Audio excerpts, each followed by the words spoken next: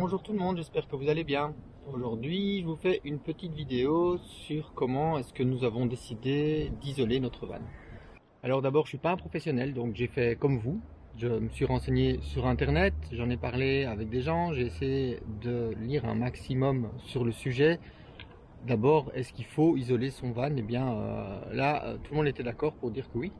Il faut isoler son van autant pour l'été que pour l'hiver. Même en été, un van, ça peut vite devenir un four dès que le soleil tape dessus. Et en hiver, certainement, il faut l'isoler parce qu'on est très vite à la température extérieure dans un van quand on est à l'arrêt. Donc oui, là, tout le monde était d'accord, il faut isoler son van.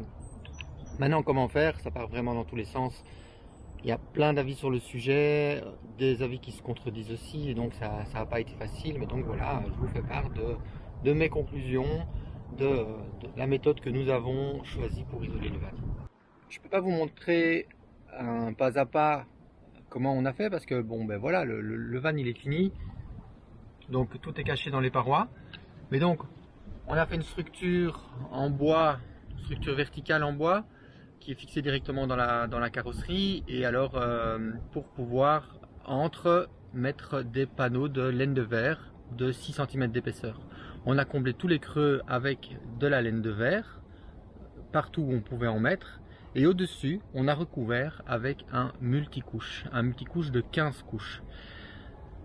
Pourquoi le multicouche? Eh bien parce que il nous fallait un pare-vapeur au-dessus de la laine de verre.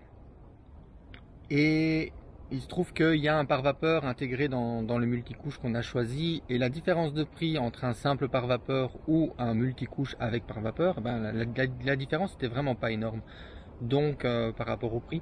Donc on a opté pour ça, et c'est vrai que bon, la laine de verre, c'est difficile d'être sûr qu'il y en ait vraiment partout. On a vite des ponts thermiques avec la laine de verre dans des structures qui sont pas régulières comme dans un van, et donc avec le multicouche au-dessus, ça uniformise tout. C'est des grands rouleaux, des grandes surfaces qu'on peut facilement isoler avec ça. C'est facile à travailler, facile à découper, et donc voilà, on a fait une combinaison de laine de verre et de pare-vapeur.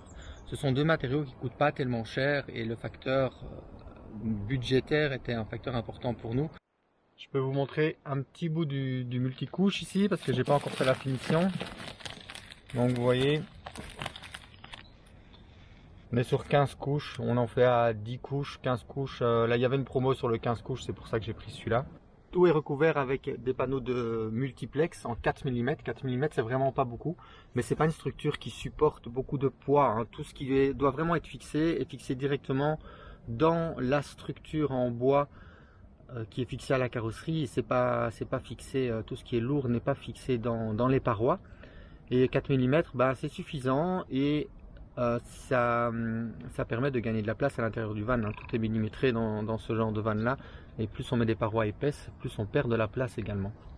Donc on a isolé le toit aussi. Alors nous on avait un ciel de toit d'origine que j'ai dû démonter, et pour pouvoir isoler, même chose avec de la laine de verre de 6 cm et au-dessus un multicouche.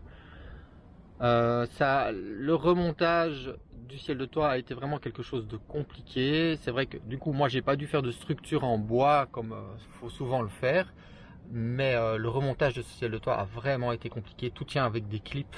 Ça fait un an qu'on a isolé notre van, ça fait un an qu'on s'en sert, et on est déjà parti en automne, en hiver. On sait que ça fonctionne en tout cas, c'est bien isolé, en même temps il est bien chauffé aussi. Voilà, ben, j'espère que ça pourra vous aider, et en tout cas n'hésitez pas à me dire un petit peu comment vous avez fait ou comment vous avez l'intention de faire, si vous avez d'autres idées.